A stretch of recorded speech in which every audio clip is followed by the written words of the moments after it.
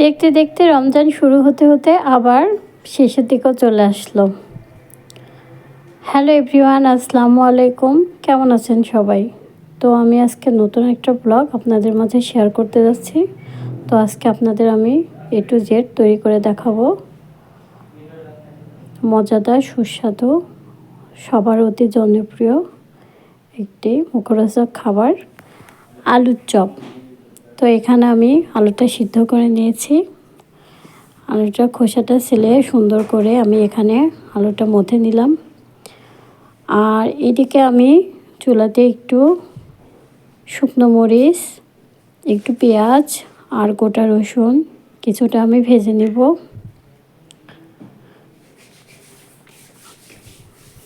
সুন্দর করে উলটপালট করে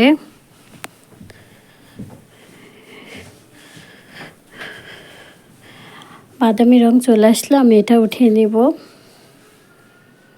এবার আমার হয়ে গেছে। আর আরেকটা পরিষ্কার পাত্রে আমি মরিচ, রসুন, পেঁয়াজ,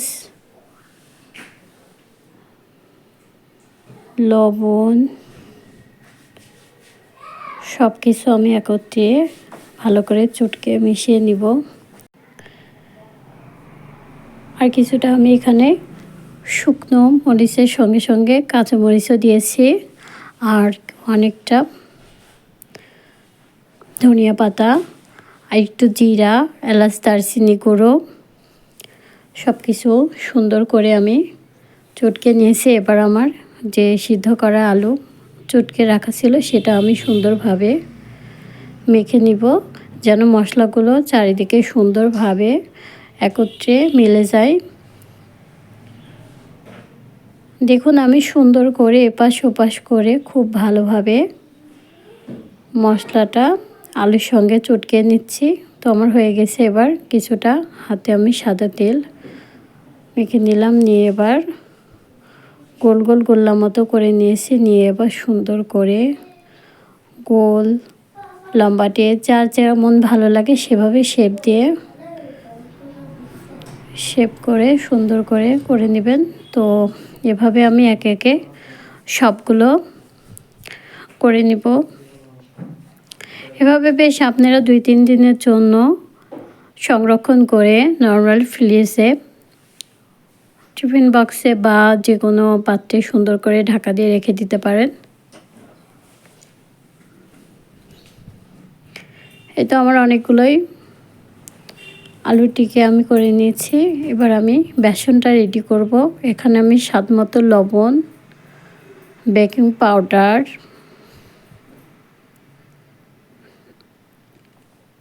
সব রকম মিলিয়ে যে ডাউলটা করেছি সে ডাউলের বেসনটা আমি এখানে পরিমাণ মতো দিয়ে নিব।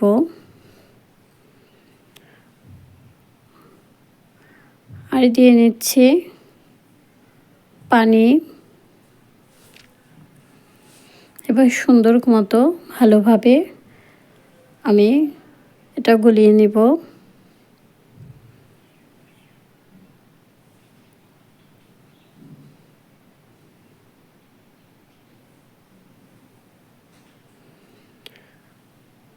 আর এর মাঝে কিন্তু আমি হলুদ গুঁড়া, মরিচ গুঁড়া সব কিছু দিয়ে নিয়েছি।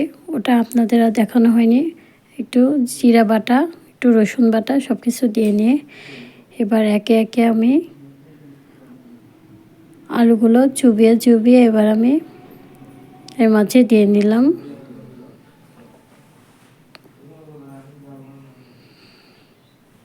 এবার দেখুন আমার সুন্দর মতো ফুলকো ফুলকো চপ হয়ে যাচ্ছে। এভাবে আপনারা ইফতারি আইটেমে বা বিকালের নাস্তার জন্য যাই বলুন না কেন এভাবে আপনারা তৈরি করে খেতে পারবেন।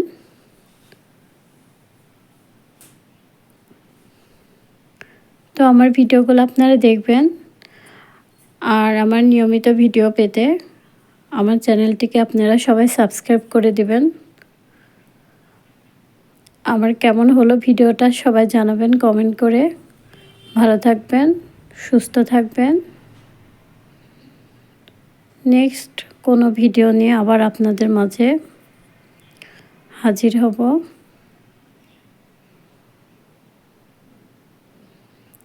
আজ এই পর্যন্তই।